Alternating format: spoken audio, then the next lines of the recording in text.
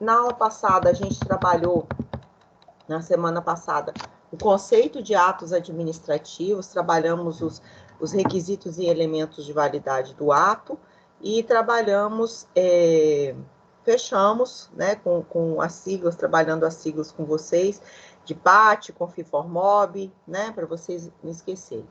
Hoje a gente termina atos administrativos, trabalhando as espécies de atos administrativos, a classificação deles em relação ao seu regramento, ao destinatário, ao alcance, ao objeto e também em relação à formação. E concluiremos a aula de hoje trabalhando as formas de extinção do ato administrativo e a possibilidade de sua convalidação, tá certo? Eu vou tocar, vamos fazer como a gente fez semana passada. Vocês ficam com os microfones de vocês desligados, e quando eu perguntar, tem alguma dúvida? Alguém quer perguntar alguma coisa? Aí você pega, abre o seu microfone e faz a sua pergunta, tá bom? Então, já vou começar com essa apostila que tá disponível lá no AVA de vocês, do professor Carlos Barbosa, e trata das espécies de atos administrativos. O primeiro deles, gente, são os atos normativos. Eles emanam atos gerais e abstratos visando a correta aplicação da lei. São atos, gente, que têm um conteúdo de norma, obviamente, né? E são considerados normas infralegais, ou seja, na hierarquia das normas, na pirâmide, no nosso ordenamento jurídico, na pirâmide de Kelsen, né? Nós fôssemos analisar, esses atos normativos, eles estão abaixo das leis, hierarquicamente falando. Mas, obviamente, eles têm força de lei. O primeiro deles é o decreto. Nós temos os decretos, os regulamentos, o regimento, a resolução e a deliberação. O decreto, ele é um ato normativo, é exclusivo do chefe do executivo. Então, só quem pode expedir um decreto é ou o presidente da República, tá? Disciplinando uma lei federal, tá? Regulamentando uma lei federal, os governadores, né? E os prefeitos. O decreto, ele tem como uma principal característica regulamentar, esmiuçar, detalhar um conteúdo que foi trabalhado numa lei, né? Então, a gente vê esse exemplo aí dessa lei que foi aprovada pelo Congresso recentemente, sancionada pelo presidente da República, liberando agora um auxílio, né, de R$600 para os profissionais autônomos e liberais, né?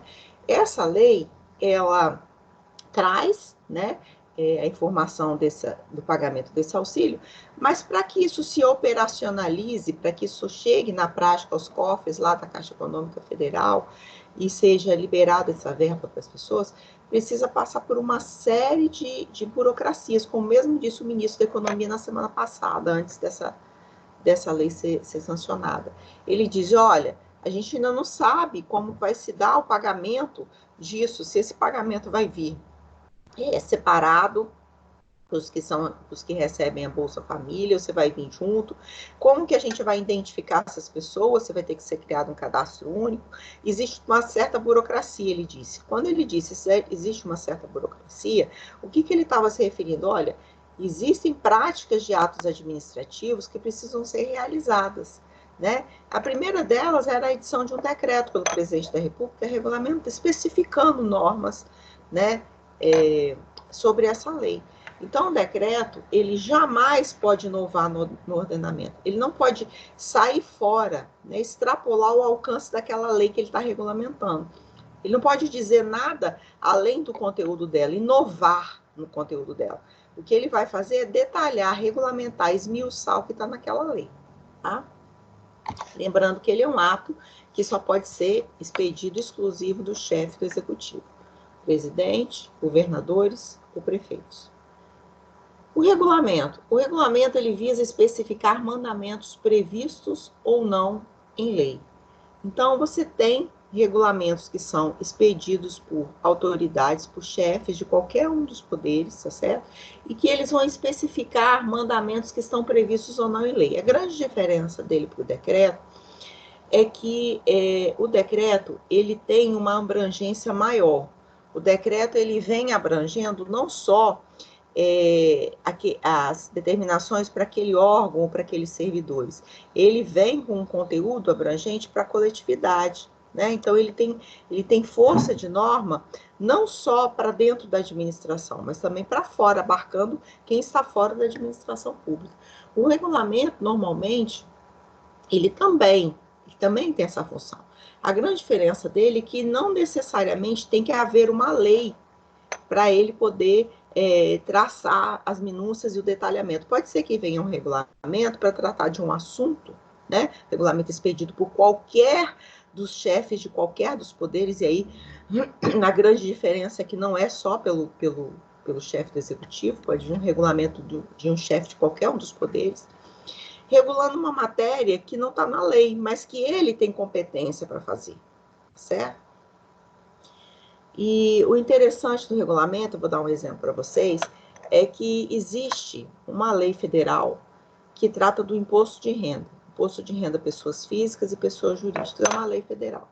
Essa lei federal, ela traz as normas gerais para o imposto de renda, mas as especificações, né, de alíquota, de seleção de grupos, né, porque tem o imposto de renda de pessoas jurídicas e aí tem as categorias, né, das atividades profissionais que são subdivididas em grupos, né.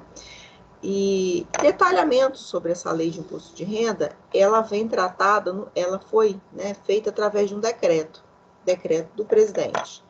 Só que quando você entra no site da Receita Federal para buscar informações, aparece com o nome de RIR, Regulamento do Imposto de Renda. Olha que interessante, ele vem lá aberto no site da Receita Federal com o nome de regulamento, mas na verdade verdadeira ele é formalmente um decreto. É porque às vezes se utiliza essa expressão regulamento, tá? De forma lato sensu, para dizer assim, tudo que vem detalhar, explicar uma lei, tá? Mas formalmente falando, esse que trata dos detalhamentos do imposto de renda, ele é um decreto que eles apelidaram de regulamento do imposto de renda RI, mas na verdade ele é formalmente um decreto, tá? Porque ele veio detalhar o que está na lei, que traz a lei de imposto de renda. Se fosse um regulamento, poderia também ser um regulamento de um chefe do executivo, do judiciário ou do legislativo, tratando de uma matéria que não teria ainda sido nenhuma lei tratando dela, mas que ele tivesse atribuição para fazer. O regimento, gente, ele tem força normativa e visa reger funcionamento de órgãos. O regimento ele não tem um alcance fora de dentro daquele órgão, daquela entidade. O alcance dele é interna corporis, é dentro daquele órgão ou daquele ente. Um exemplo disso é o regimento interno do Tribunal de Justiça, o regimento interno das Assembleias Legislativas. O regimento interno, ele visa disciplinar o funcionamento daquele órgão. Então, por exemplo, o Tribunal de Justiça, ele é dividido em câmaras cíveis isoladas e câmaras cíveis reunidas, câmaras criminais, certo? Isoladas e reunidas. Dentro das câmaras tem as turmas, tá? E tem ainda a sessão do pleno, que a gente chama, o tribunal pleno, que é a reunião de todos os embargadores, porque tem processos que são originários do tribunal, tá? Que são necessariamente julgados por todos os embargadores reunidos. Então, essa distribuição, quando uma ação, né, que é originária de julgamento do tribunal, um recurso é protocolizado lá, esse caminho que ele percorre, essa forma que ele é distribuído, e para onde ele vai, como ele é feito, isso tudo é porque existe um regimento interno que disciplina isso, disciplina esse funcionamento dentro do tribunal, tá certo?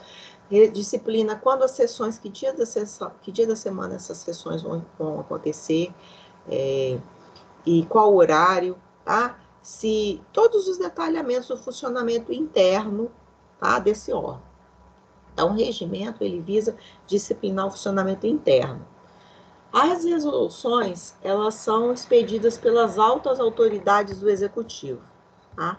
Altas autoridades do Executivo para regulamentar matéria exclusiva. Veja bem, as altas autoridades do Executivo, Não é necessariamente o presidente da República, não. Nós temos os ministros, secretários, né, que são altas autoridades, que são ali o braço direito do presidente, e eles podem emitir resoluções, tá? Para disciplinar, para regulamentar uma matéria exclusiva, que também não necessariamente tem que ter uma lei tratando dela, não. Pode ser uma matéria cuja competência pode ser dada através de uma resolução. Tá? O presidente do tribunal, por exemplo, existem várias resoluções editadas por ele tratando de matérias diversas ali relativas ao Tribunal de Justiça. E as deliberações? As deliberações, elas são decisões tomadas por órgãos colegiados. Então, repare, enquanto os de cima são decisões que são dadas por um órgão, uma pessoa, uma autoridade, as deliberações, elas são as decisões que são tomadas por órgãos colegiados. Então, vamos pegar o mesmo exemplo do Tribunal de Justiça. O Tribunal de Justiça, eles têm os seus desembargadores, mas nem tudo que eles se manifestam lá é processo, né? Quando eles dão uma decisão num processo, num recurso, ou numa ação originária, né, que eles têm que julgar uma ação que é originária, a competência deles lá no tribunal, eles dão uma decisão conjunta. Essa decisão conjunta que eles dão, que é uma decisão só, no base do voto dos três, quando é dentro de um processo, a gente não chama isso de sentença, a gente chama isso de acórdão, né? Então, a decisão que é dada por órgão colegial é um acórdão. Quando eles têm de deliberar um assunto que não tem relação com o processo, mas tem, por exemplo, relação com o funcionamento ali dentro, eles vão decidir se a sessão que vai acontecer, que ia acontecer essa semana, não vai acontecer mais. Ela foi adiada para a semana que vem, por exemplo. Se eles querem mudar o dia da sessão, o horário de uma sessão, ou existe uma deliberação que tem que ser tomada acerca de uma substituição que tem que ser feita porque um dos desembargadores está afastado por doença ou aposentou e tem que colocar um substituto ali. Essas decisões que são tomadas por eles conjuntamente e que não são necessariamente julgamentos de processos, são deliberações. Por quê? São decisões que são tomadas por eles, tá? Para poder regular alguma situação que está existente ali. Então, não é um só que está decidindo. São eles, né? Eles, se for numa turma, 3 desembargadores tomando uma decisão. Certo? A outra classificação que nós teríamos seriam os atos ordinatórios. Os atos ordinatórios, eles visam disciplinar o funcionamento da administração e a conduta dos seus agentes. Via de regra, esses atos, eles têm um alcance que não é para fora do ente ou do órgão, como acontece com os atos normativos. Os atos normativos, eles têm um alcance interno e externo. Então, esses atos, que são emanados dos atos normativos, que têm força de lei, que a gente estudou, eles também atingem quem trabalha dentro daquele órgão, daquele ente, mas também abarca quem está fora, né? Os atos ordinatórios não, via de regra, eles alcançam só quem está lá dentro daquele órgão ou daquela entidade, né? Interna corporis, que a gente chama, dentro daquele, internamente, no âmbito interno da administração. Então, você tem ali as instruções, as circulares, os avisos, as portarias e os ofícios. Então, veja bem, por que eu falei em regra? Porque você vai ver que os ofícios, eles são direcionados para fora também, tá? Primeiro seriam as instruções, que é uma orientação que um superior hierárquico dá ao subalterno dele.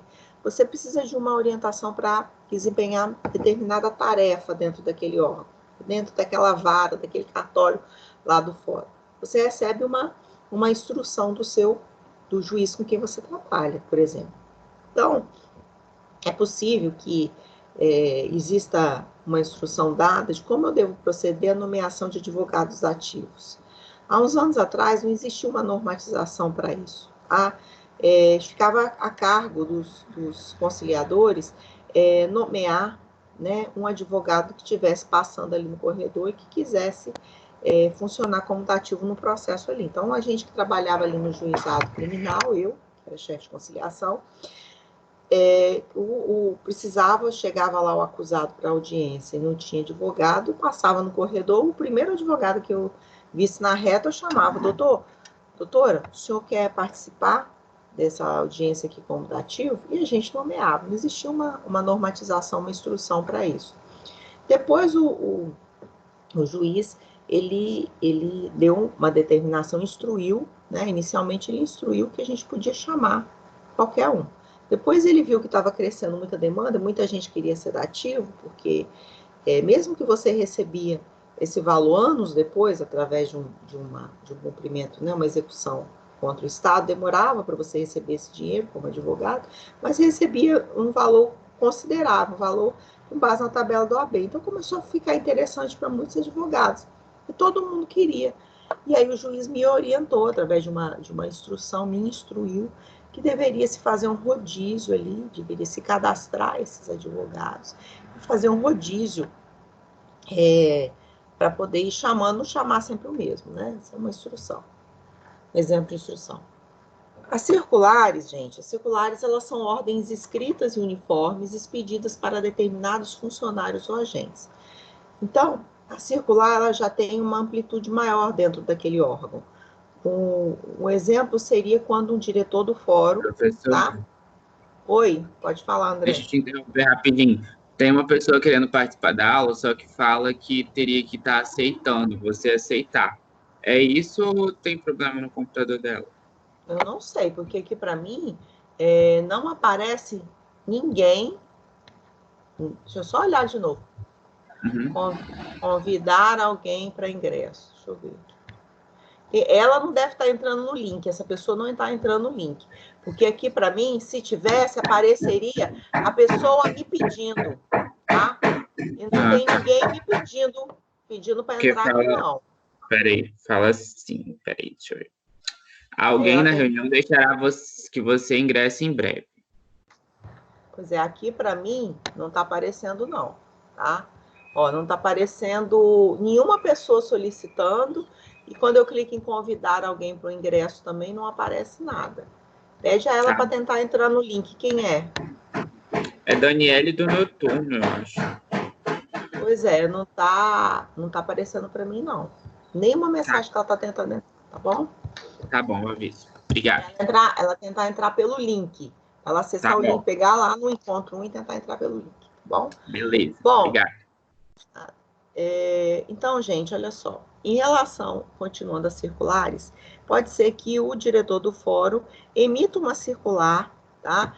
Que seja direcionada para todos os servidores do fórum, de todas as varas, de todos os cartórios, dizendo, por exemplo, o seguinte, que todos os servidores deverão estacionar o seu carro, tá? Em determinada parte do estacionamento, porque a outra parte está sendo reservada para os juízes e para os advogados, um exemplo. Ou que a partir da semana que vem haverá uma reforma e que as pessoas deverão entrar por uma outra porta. São avisos, né, que são dados e que precisam atingir todas as pessoas ou determinadas pessoas daquele órgão. Então, ele faz uma circular que vai ser o mesmo recado para todo mundo, tá certo? Já os avisos, o interessante dele é que aviso com letra maiúscula, ele é um ato de titularidade dos ministros em relação aos ministérios, tá? Então, por exemplo, quando um ministro de Estado, né, ele precisa tomar uma medida, precisa fazer um comunicado a quem trabalha dentro daquele ministério, os servidores que trabalham dentro daquele ministério, ele faz esse ato através de aviso com letra maiúscula, tá bom? Então, é um ato que é específico dos ministros, tá? Mas estou tentando olhar aqui para ver se tem algum pedido de entrada aqui, não tem nenhum, tá?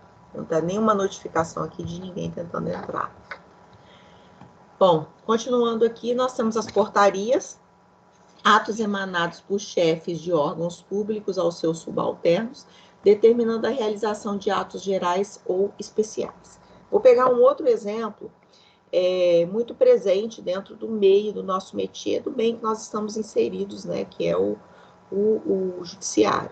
Então, nós sabemos, você principalmente que estagiou e estagia, né, você sabe que existe uma determinação de que os juízes façam as inspeções dos seus processos Eu não me recordo agora se é 1 ou 2 vezes por ano, mas existe uma obrigatoriedade pelo Tribunal de Justiça de que os juízes olhem os processos que estão correndo dentro da sua vara, para ver se está tudo certo com eles, né?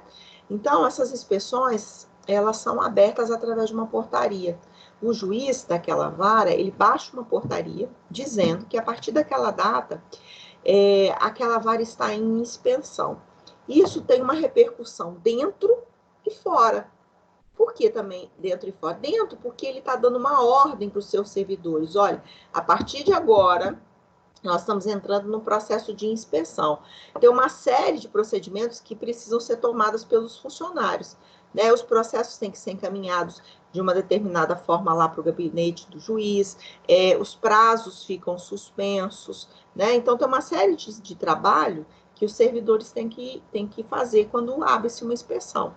Isso também é importante, essa portaria ela fica fixada lá na frente, né, daquela vara, porque para nós advogados é importante saber que o processo é inspeção, porque alguns prazos ficam suspensos, tá certo? E aí o juiz vai olhar os processos e vai ver se está tudo direitinho com eles, tá? Se eles estão andando em ordem, se não foi praticado nenhum ato fora do procedimento normal. Se tiver ok, ele vai colocar vistos e inspeção. A gente vai falar daqui a pouco nos vistos, tá? Que também é um tipo de ato administrativo com característica de ato negocial, tá? Então, ele baixa uma portaria dizendo que ele vai fazer essa inspeção. Essa portaria, então, é emanada pelo chefe, nesse caso o juiz daquela vara, tá? Dizendo aos seus subalternos que vai haver, nesse exemplo que eu dei, né, que vai haver uma inspeção naquela vara. Os ofícios, eles são diferentes. Os ofícios é como se fossem cartas. Na verdade, eles são comunicados, tá? Que são feitos, que são emitidos são comunicados oficiais, que são realizados pela administração a terceiros. Então, toda vez que sai um comunicado de um órgão público para outro órgão público, ou de um órgão público para um particular, essa comunicação não vai por carta, ela vai por ofício. O nome do ato administrativo é ofício. Então, se existe um processo de alimentos, uma ação de alimentos, né? A mãe entrou pedindo alimentos para a criança. Mas ela sabe onde o pai dessa criança trabalha, mas ela não sabe quanto o pai dessa criança ganha. Então, o advogado vai pedir lá na petição que oficie a empresa tal, que é a empresa empregadora, para que informe, né, para que encaminhe o contra-cheque dele, informe os vencimentos dele, a remuneração dele. E aí, isso vai através de ofício. Então, o juiz coloca lá, oficie-se, né, dando um despacho para que seja cumprido lá pelo chefe de secretaria. Oficie-se a empresa tal para que informe. Da mesma forma, pode ser que tenha uma necessidade de oficiar um banco, né, para que o banco apresente lá a movimentação financeira, uma quebra de sigilo, por exemplo. O juiz determinou a quebra de um sigilo bancário dentro de um processo. Você sabe que essa quebra de sigilo só pode ser determinada por uma ordem judicial. E o juiz pede-se que se oficie aquele banco para que preste as informações. Oficie-se a Receita Federal, né, para que preste as informações de imposto de renda e tudo mais. Então, isso vai através de um ofício. Então, quando vai de um órgão público uma comunicação oficial, de um órgão público para outro órgão público, ou do órgão público para uma empresa privada, essa comunicação é feita através de ofício. Quando é de particular para particular, aí o nome é carta. Estou mandando uma carta para você, minha empresa está mandando uma carta para o cliente, para cobrar dele, está mandando uma carta, cobrança, não está mandando um ofício. O ofício sempre parte de uma autoridade pública, tá bom? Da administração direta ou indireta, de algum chefe ou de algum órgão, tá bom? E os despachos administrativos, ou o que a gente chama também de despachos de mero expediente, né?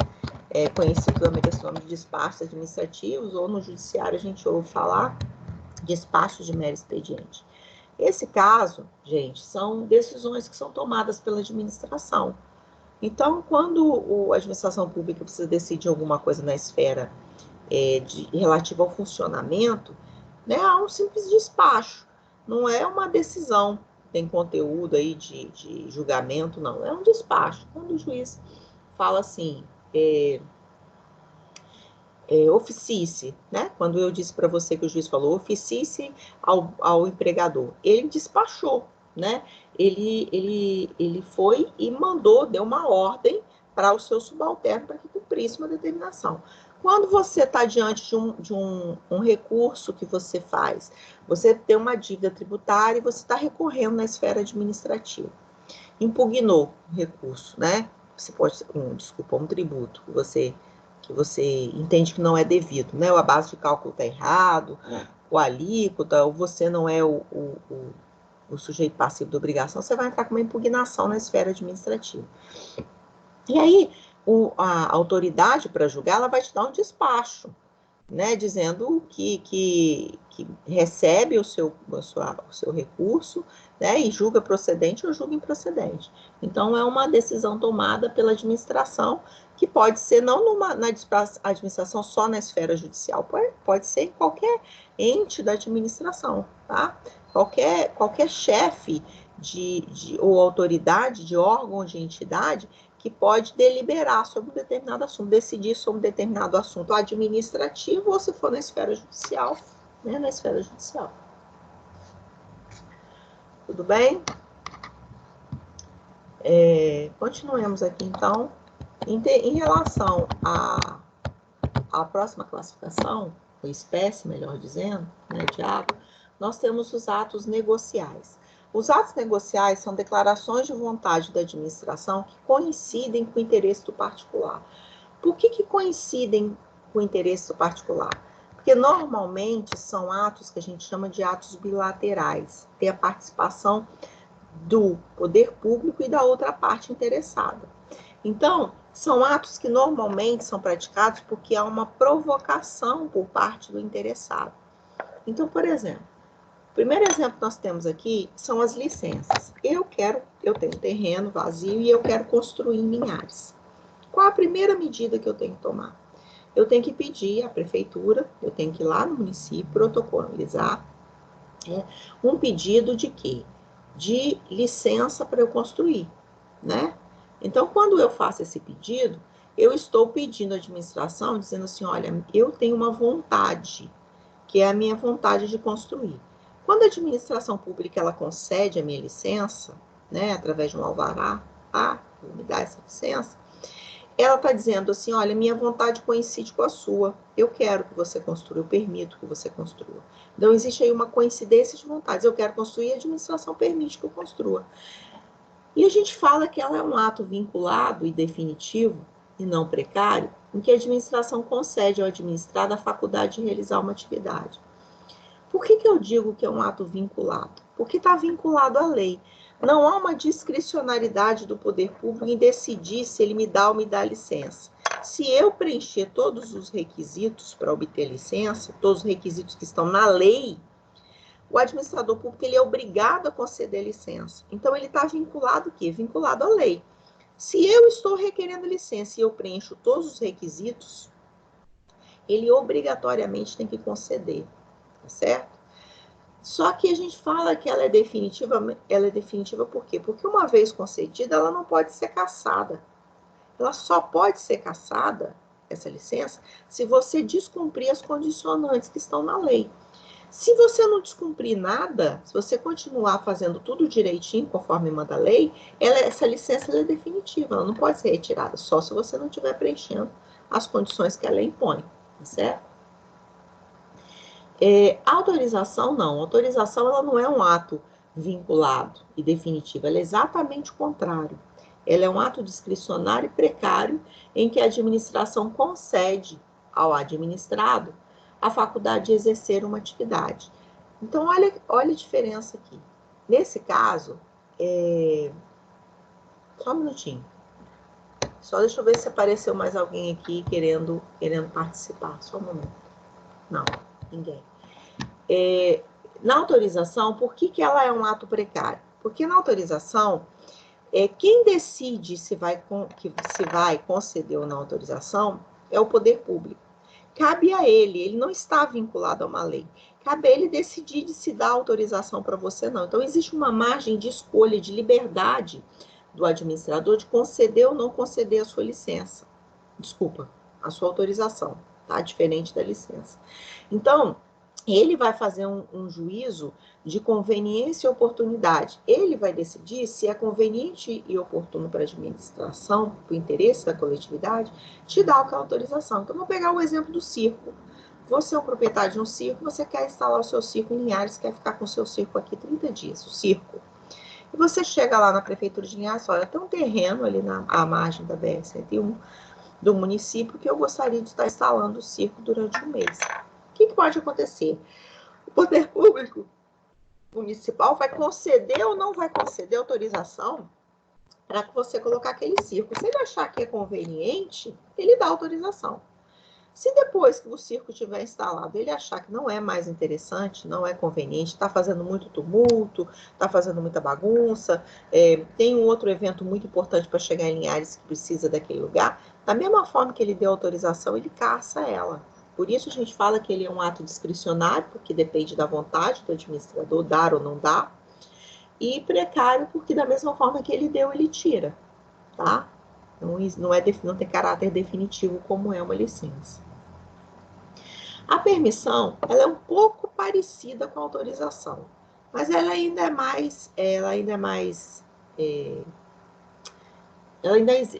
exige mais requisitos e condições. Vou explicar para vocês. Enquanto a autorização, o chefe do executivo, ele te dá e te toma no mesmo momento, a permissão também é um ato discricionário precário, né? Que concede ao administrado a faculdade de exercer certa atividade. Mas existem condicionantes, então ele é um ato mais sério, mais robusto, assim, mais formal. Por quê? Porque para ele te dar a permissão, ele te exige condições. Então, por exemplo, quando você você gostaria de montar uma banca de jornal na Praça 22 de Agosto.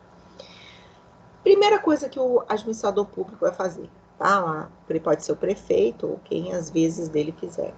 Para analisar, é conveniente ou oportuno uma banca de revista, de jornal, dentro da Praça 22 de Agosto? Olha, isso na década de 90, início dos anos 2000, seria extremamente importante. Por quê? Porque os jornais e as revistas, eles não eram online, eles não tinham nada eletrônico nem virtual. Era tudo material, tudo físico. Então, era de extremo interesse que se tivesse uma banca de revista dentro de uma praça. Hoje em dia, pode ser que o administrador público entenda que não é tão conveniente. Por quê? Porque os jornais são todos eletrônicos, né? As revistas, os acessos à informação na internet cabem na palma da nossa mão. Então, pode ser que ele entenda que não seja conveniente e oportuno, mas se ele entender que é conveniente, que é oportuno, ele vai trazer condições. Olha, você vai fazer, só vai poder ficar aí por um período tal. A banca de revista tem que ser colocada em determinado lugar, não pode extrapolar as dimensões tais e tais, só pode funcionar em determinado horário, só pode vender isso, só pode vender aquilo, não pode vender bebida, não pode vender comida. Então, existe uma série de condicionantes para que aquela permissão seja dada, tá certo? Mas nada impede também que quando não for mais conveniente, ele retire aquela permissão. A diferença da autorização para permissão é que na autorização não tem condicionantes. Não impõe condições. Ele concede e tira sem impor a você condições nenhuma, certo? Aprovação. Aprovação também é um ato negocial, porque tem uma declaração de vontade da administração que coincide com do particular, porque é a análise pela própria administração das atividades que são prestadas pelos seus órgãos. Quando eu falei lá nas nossas aulas presenciais, né, da criação dos entes da administração indireta, pela administração direta, eu falei que a administração direta, quando ela cria, através de lei, uma autarquia, uma empresa pública, uma sociedade de economia mista ou uma fundação, ela cria para que elas desempenhem uma finalidade específica. Então, na lei da sua criação, vai dizer qual é a finalidade dela, para qual ela foi criada. Qual é a atividade ou serviço público que aquele ente da administração indireta foi criado. E aí, os entes da administração direta que o criaram, né, a União, os estados, o Distrito Federal, o município, fazem um controle finalístico, né, um controle de finalidade para ver se ela foi criada para aquele fim, se ela está desempenhando direitinho aquela atividade dela.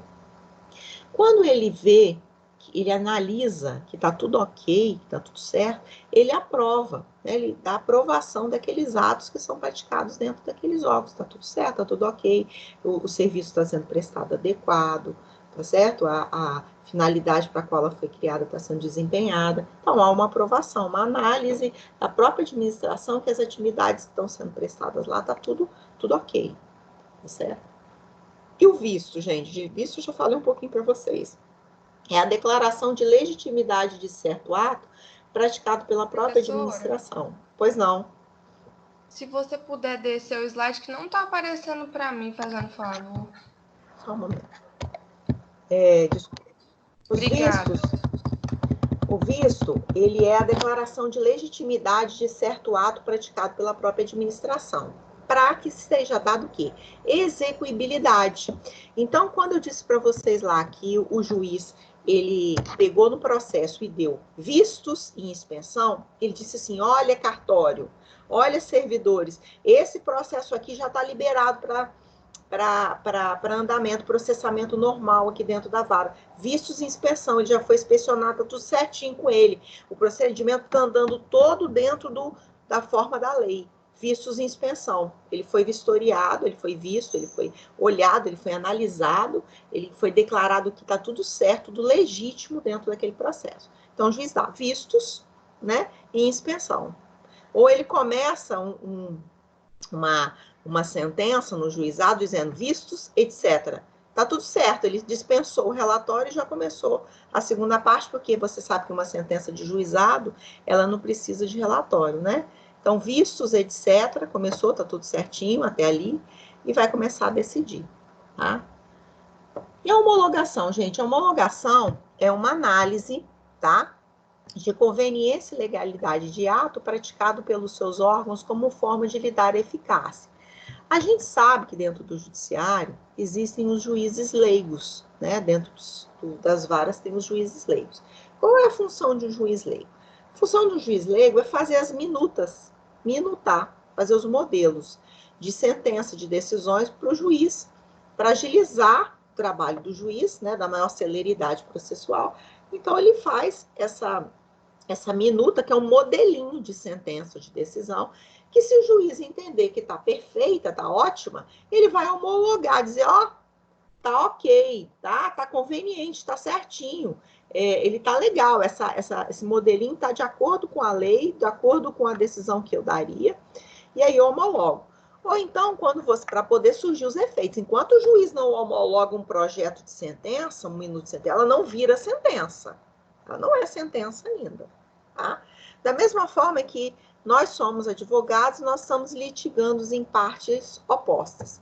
E a gente chega e fala assim, vamos fazer um acordo nesse processo? Meu cliente quer um acordo, seu cliente não, vamos fazer um acordo? Vamos, a gente faz um acordo e leva para o juiz, naquele processo que já está tramitando. E a gente pede o juiz para que homologue, para que olhe, ó, esse acordo nosso, que vai por fim a esse processo, ele está conveniente, ele está dentro da legalidade. O juiz vai e homologa o nosso acordo para que aquilo surta os efeitos legais, né? E por fim aquele processo.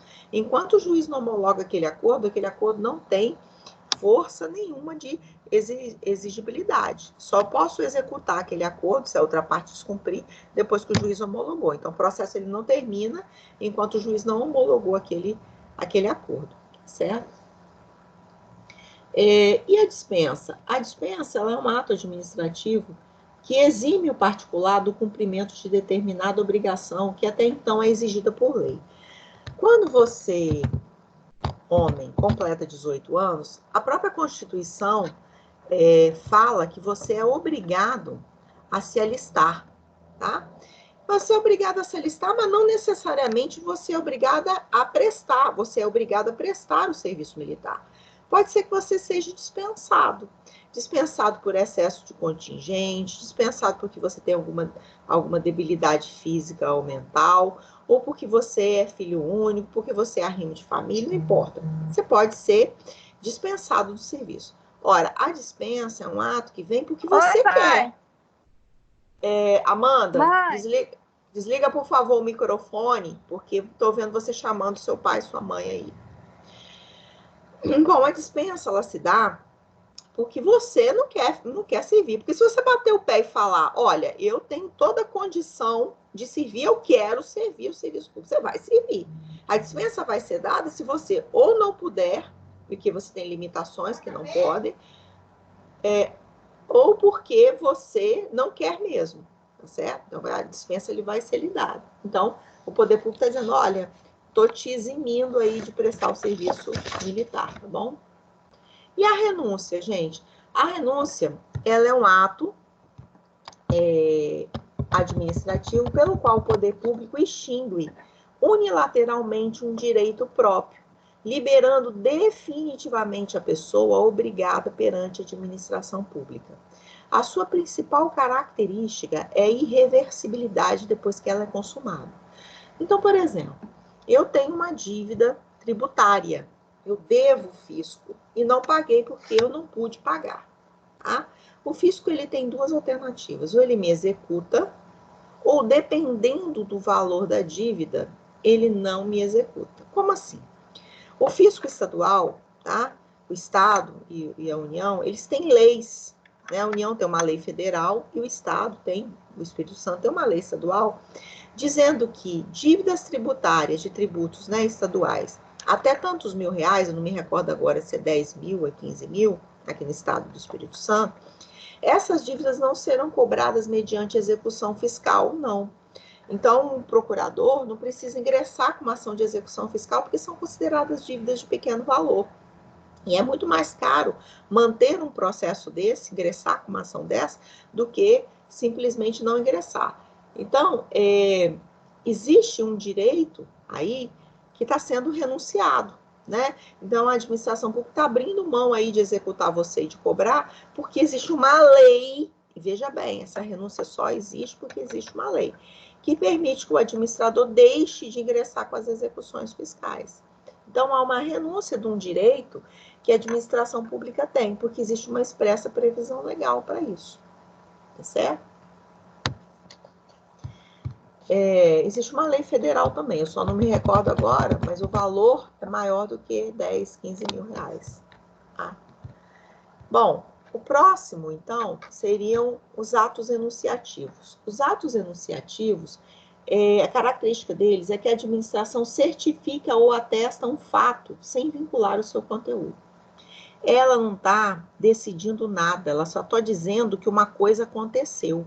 Então, quando a administração pública, né, emite um atestado, uma certidão, um parecer, ela está relatando um fato que aconteceu. Então, quando eu peço, eu sou uma servidora pública, e eu chego lá na repartição, né, no recursos humanos do órgão que eu trabalho, e peço um atestado que comprova que eu fiquei afastada no ano passado para fazer o meu mestrado, ou que eu fiquei afastada tantos meses porque eu estive doente.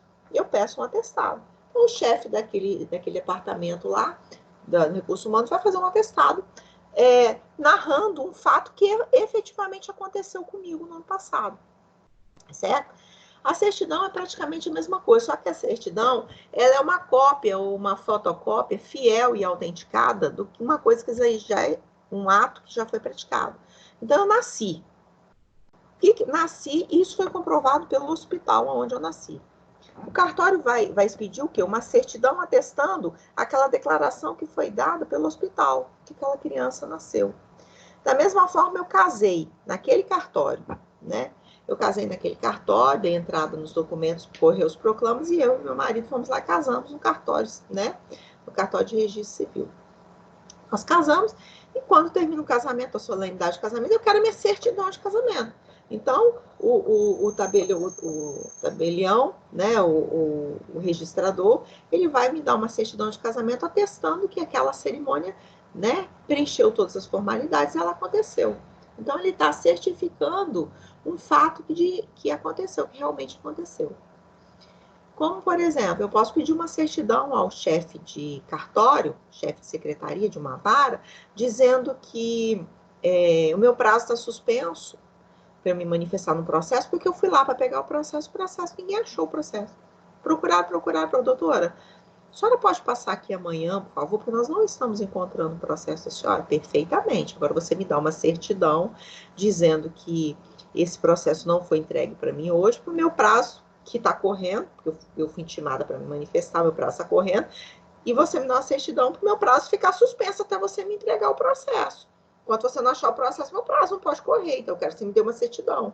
Ou eu cheguei para uma audiência, sou advogada, cheguei para uma audiência, passou 1 hora, audiência atrasada. Passou 2 horas, audiência atrasada, eu esperando. Passou 3 horas, audiência atrasada, eu esperando. E eu tenho uma outra audiência em outra vaga. Eu chego para o chefe de secretaria e falo, por favor, certifique que eu estive aqui durante 3 horas aguardando a audiência e que eu fui embora sem que ela acontecesse, porque eu tenho outra audiência, eu preciso dessa certidão, né? Eu não preciso ficar mais lá. Lógico que existe toda uma razoabilidade, né? Uma proporcionalidade do tanto de tempo que eu vou esperar. E outra, é conveniente que eu fique esperando às vezes, porque eu quero desenrolar aquele processo, meu cliente precisa daquela decisão. E se eu for embora, o juiz vai remarcar para daqui meses, daqui anos. Então, a gente espera que quer esperar por causa dessas outras coisas que a gente sabe que na prática acontece. Mas se eu não puder esperar, eu vou pedir uma certidão, né, do chefe de cartório, dizendo, olha, a doutora ficou aqui durante 3 horas aguardando a audiência não havia acontecido, ela foi embora. Tá certo? Aí o juiz necessariamente vai ter que remarcar. Os pareceres são manifestações de órgãos técnicos sobre assuntos submetidos à sua consideração. Gente, nem todo prefeito, presidente, governador é formado em direito. E ele precisa praticar atos que ele tem que tem certeza absoluta de que estão dentro da legalidade. Então, às vezes, ele pede um parecer, tá, aos seus procuradores, aos advogados, né, para que daquele órgão, né, para que eles emitam um parecer. Então, o prefeito pede, às vezes, um parecer aos seus procuradores para ele baixar um decreto municipal, para ele tomar uma decisão, praticar um ato administrativo, ele precisa saber se aquilo está tudo de acordo com a lei. Então, ele pede um parecer a seu procurador. Ou precisa de se cortar determinadas árvores que há indícios, né? A Secretaria de Obras foi lá, e Meio Ambiente, a Secretaria do Meio Ambiente, de Serviços Urbanos, foi lá e viu que tem árvores que estão suspeitas, árvores centenárias, são suspeitas de caírem. Pede aí um parecer técnico a um órgão ambiental para que ele ateste se realmente aquelas árvores estão ocas por dentro, estão na iminência de cair ou não. Veja bem, nem todo secretário de obras é engenheiro, né? Ou tem conhecimento ambiental, ou tem conhecimento de obras. Às vezes é necessário que, para se tomar uma decisão, para se praticar um ato administrativo, precisa-se de uma manifestação de um órgão técnico que entende daquele assunto. Então, você vai pedir um parecer, você, administrador, vai pedir um parecer. E aí você vai emanar seu ato administrativo embasado num parecer técnico, né? Não, olha, eu determinei a corte daquelas árvores porque tinha o IEMA, o IBAMA, o IDAF, né? Nesse caso seria o IEMA, né? O IEMA atestou lá que a gente pode cortar, que elas estão comprometidas, que elas vão cair a qualquer momento, tá certo? Tem cupim dentro delas. É um exemplo. Existe outra classificação, na verdade, outra subespécie, né, de atos, que são o que a gente chama de atos punitivos. Esses atos punitivos, gente, são atos que emanam punições, como o próprio nome já diz, tá certo? Punições só a particulares? Não, a particulares, mas às vezes aos servidores também, né, que trabalham dentro daqueles órgãos. Eles podem ser originados por decorrência do poder de polícia ou do poder disciplinar. Eu vou te dar 2 exemplos que você vai entender perfeitamente a diferença de uma punição dada a um particular de uma punição dada a um servidor. Eu sou servidora, tá? E eu pratiquei um ilícito, eu infringi alguma norma, tá?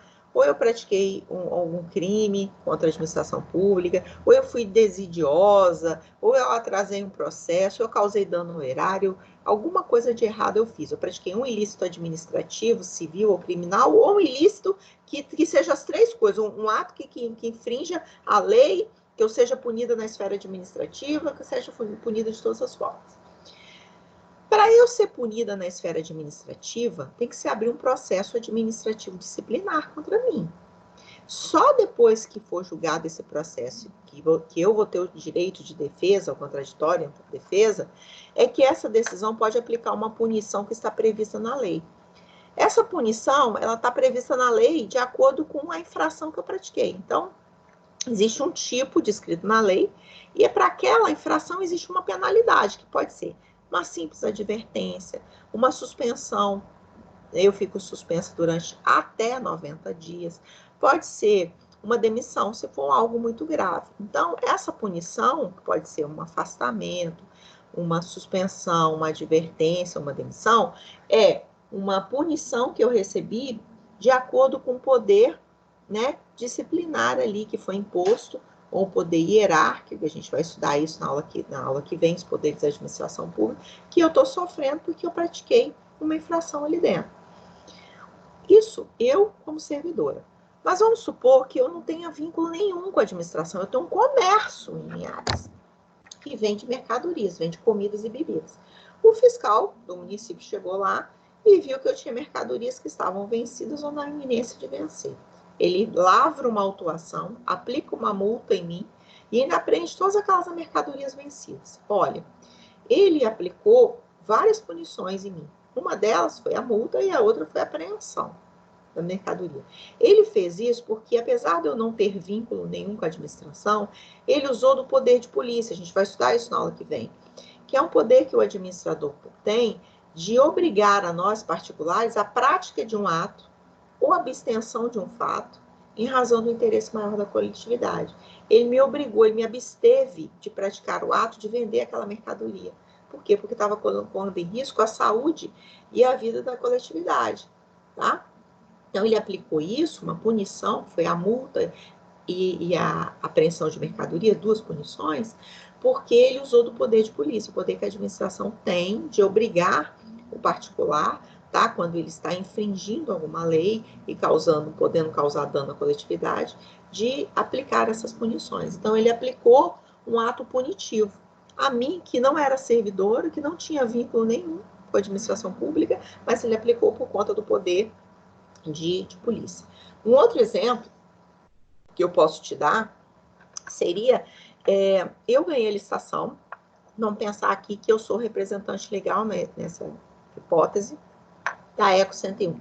Eu ganhei a licitação e eu assinei um contrato administrativo, tá certo? Dizendo que nós temos um cronograma para cumprir a obra de asfaltamento e reforma da BR-101.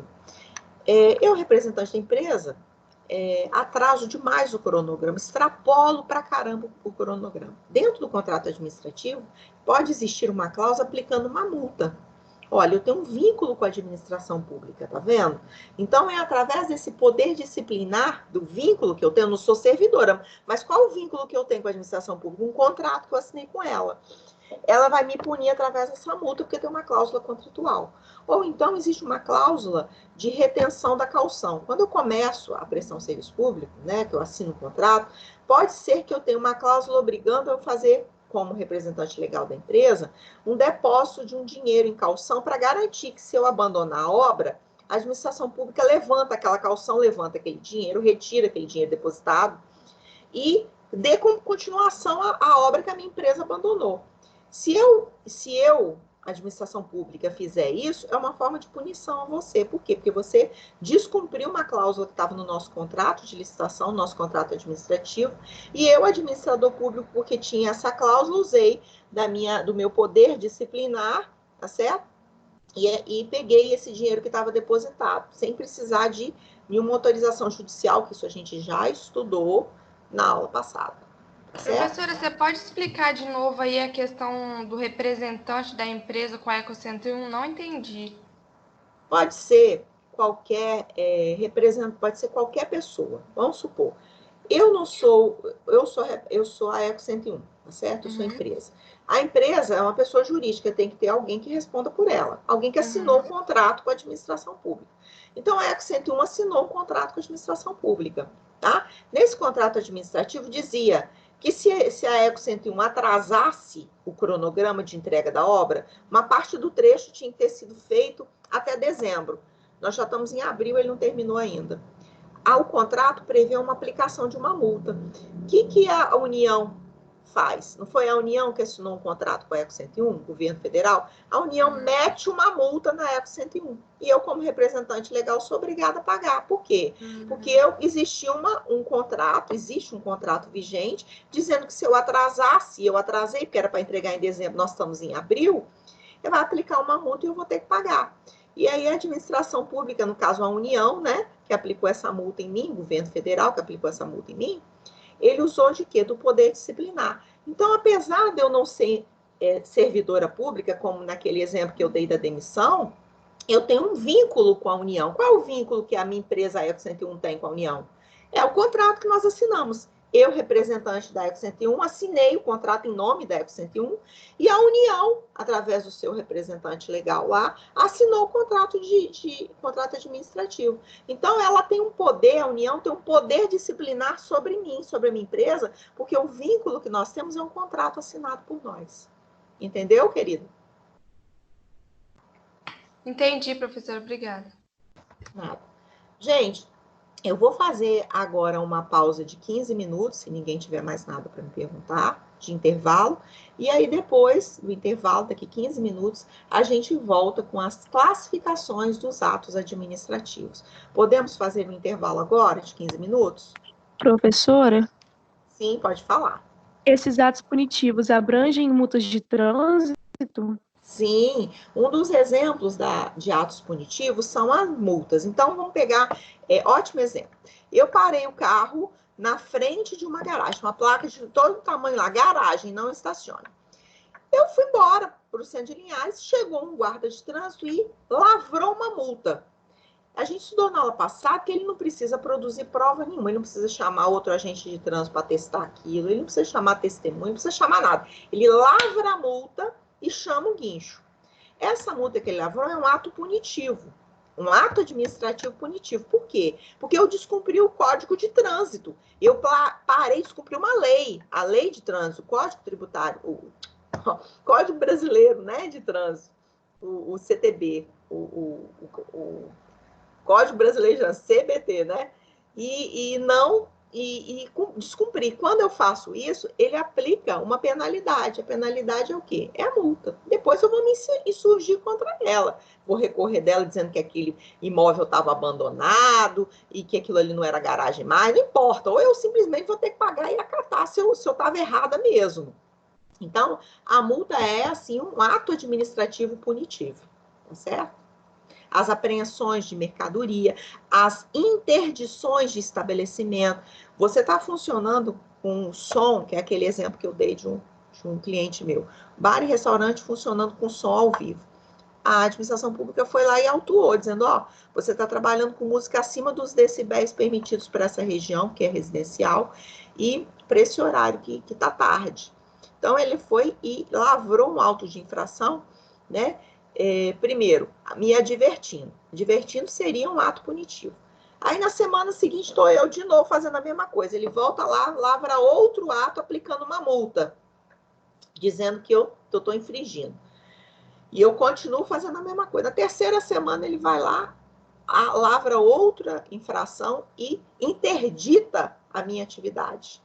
Essa interdição da atividade ou do estabelecimento, né? Porque ele pode interditar só música e falar assim, arranca tudo, música não pode mais, você pode continuar vendendo comida ou bebida. Ou se eu tiver proibida de abrir, como aconteceu essa semana, que passou no jornal, semana passada, eu acho, lá em Vitória, um comerciante de Vila Velha, de um bar e restaurante muito famoso em Vila Velha, mostrou a cena ele sendo preso, porque tem um decreto do governador dizendo que bares e restaurantes não podiam funcionar semana passada, e ele insistiu em abrir. Aí os fiscais chegaram lá e mandaram ele fechar, né? Porque estava descumprindo um decreto estadual. Ele falou que ele não ia fechar e resistiu à ordem, né? Da interdição do estabelecimento. Aí os fiscais chamaram a polícia, ele saiu algemado e preso. Por quê? Porque aquela interdição é um ato punitivo que você não pode impedir a prática dele. Você pode depois entrar com recurso administrativo, depois que o bar foi fechado, que a interdição foi feita. Se você quiser recorrer isso na esfera administrativa ou judicial, você pode recorrer, se você achar que você tem o direito. Mas impedir que o ato seja praticado, o ato punitivo seja praticado, não pode. A gente viu que os atos administrativos, eles gozam de atributos que é a presunção de auto-executoria, presunção de veracidade, né? E de que ele é verdadeiro e legal, legalidade, a auto-executoriedade, a tipicidade e a imperatividade. Então, a gente viu que eu não posso impedir que seja cumprido. Então, se eu estou descumprindo a lei ali, ele chega lá e manda eu fechar, aquela interdição é um ato punitivo, porque eu estou descumprindo o quê? Nesse exemplo que eu dei? Um decreto estadual. Tudo bem? Tudo bem, amores? Tudo, professor, obrigada. Alguém tem mais alguma pergunta? Selimar, você está com o microfone aberto. Tem mais alguma desculpa aí, pergunta? professora, eu vou desligar. Eu vou fazer um intervalo de 15 minutos, se ninguém tiver mais nenhuma pergunta para me fazer. Posso fazer um intervalo, amores? Sim? Posso, gente? Alguém responde para mim? Eu vou fazer um intervalo. Por mim, pode sim, professor. Então, tá bom. Então, eu vou fazer um intervalo de 15 minutos, vou estar parando a gravação agora e a gente volta daqui 15 minutos.